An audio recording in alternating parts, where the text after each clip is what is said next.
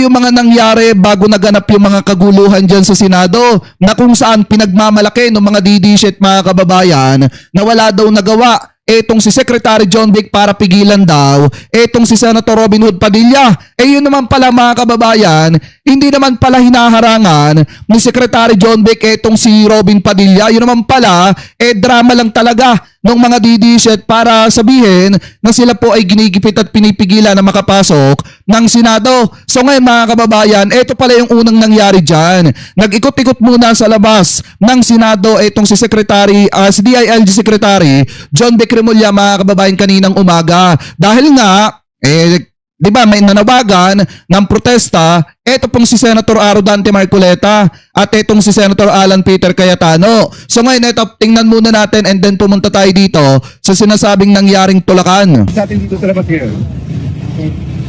Pero sa atin. O yan pala yung ano. Oo nga, may mga protesta nga mga kababayan. Security inspection po tayo dito sa labas ng Senate. Sir, ano pong inaasahan natin ngayon?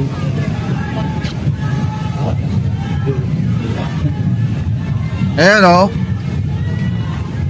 Sir, ano yung instruction from the President?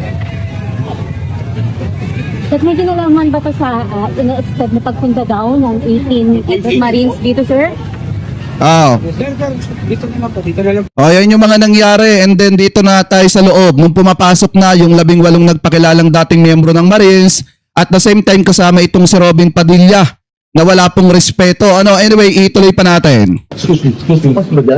Excuse me. Sir, hindi po yung Marines.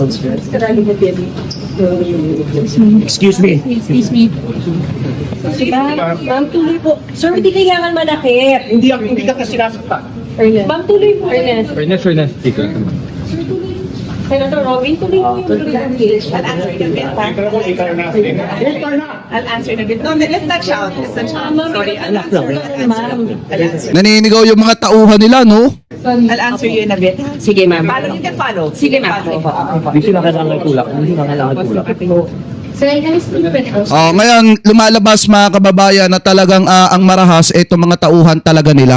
Kasi kita nyo, nanunulak ng mga taga-media. Sige, sir. Sige, sir. Thank you po.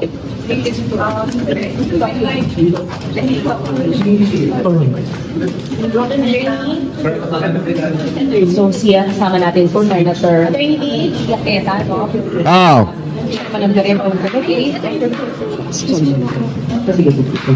Kasama niya si Senator Robin Padilla. Sabi niya, pwede natin siyang punta. Dito talaga natin makikita kung talagang patas yung investigasyon ng Senate Blue Ribbon Committee ni Dante Marcoleta, mga kababayan. Kasi kung patas yan, babanggitin niya lahat nung inaakusahan nila na nakatanggap ng mali-maletang pera at kasama dyan si Senator Loren Legarda.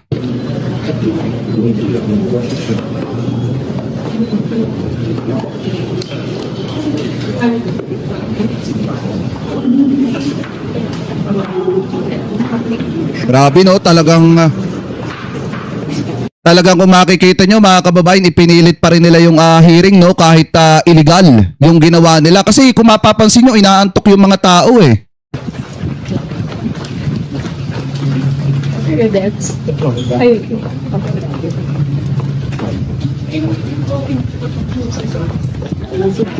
Tingnan natin.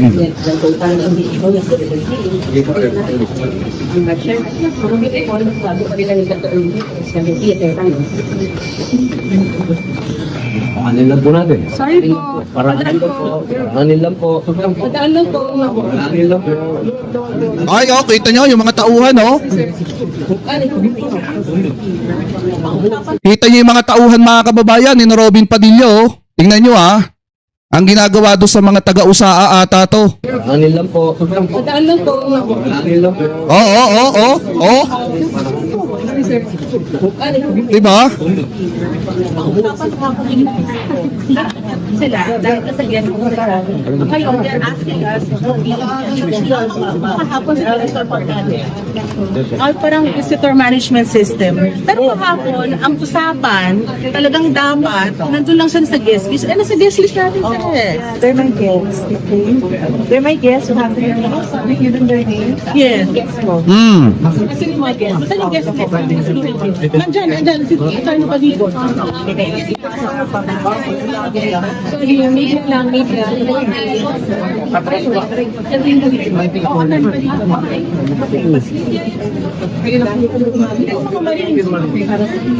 So nandito yung mga guests ay pinatawag ng Lord pero Ito, sinabaligod. pinapasok ako.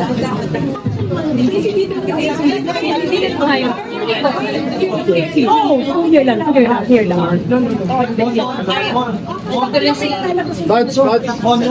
Yeah.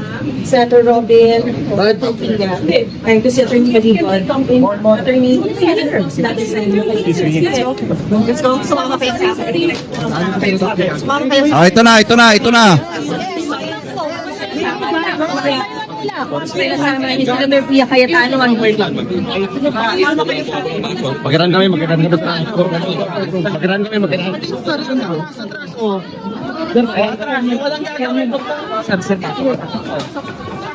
Okay, so Ito, nagdire-diretso pa rin. Tapos pinagmamalaki ng mga DD-shit. Ang galing ni Robin. Tapos sinasabi ni Robin, meron daw siyang respeto sa Senado.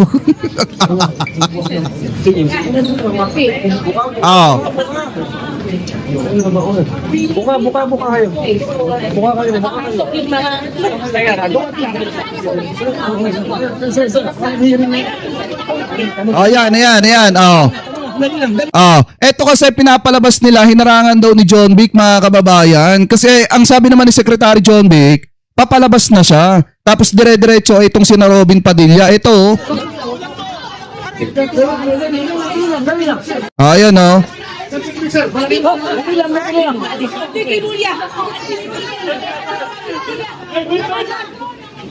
Ayun.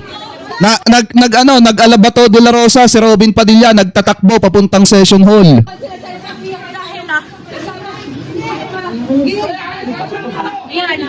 Yan oh.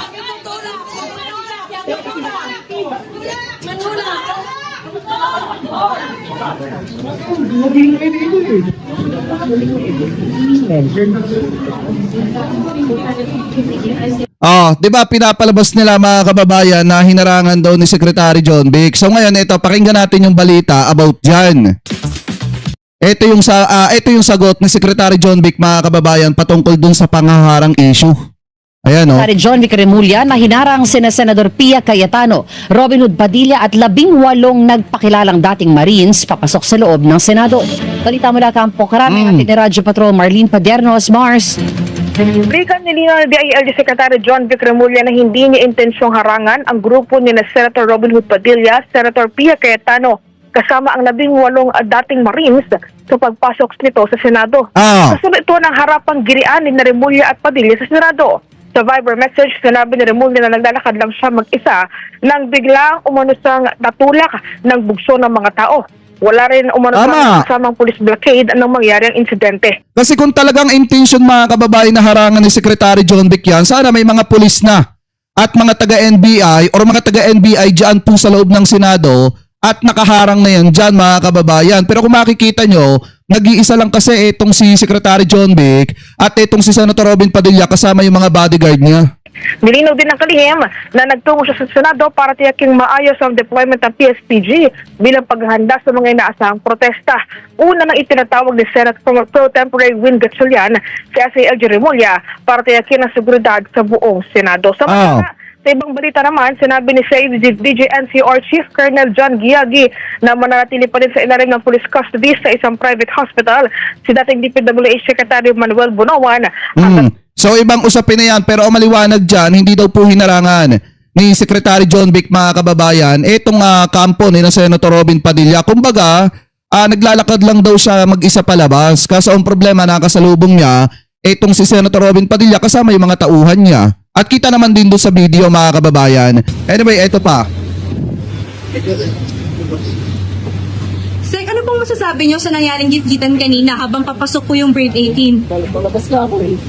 Your intention to block the 18 Marines, sir? Especially Senator Pia, nagrereklamo po siya, Senator Robin, kasi inaharang niyo po. Hindi nga, palabas sa lang ako, di ba? Opo. Din tayo ni Bati Didi. Palabas na ako eh. Set up, mas bigla na lang a whole...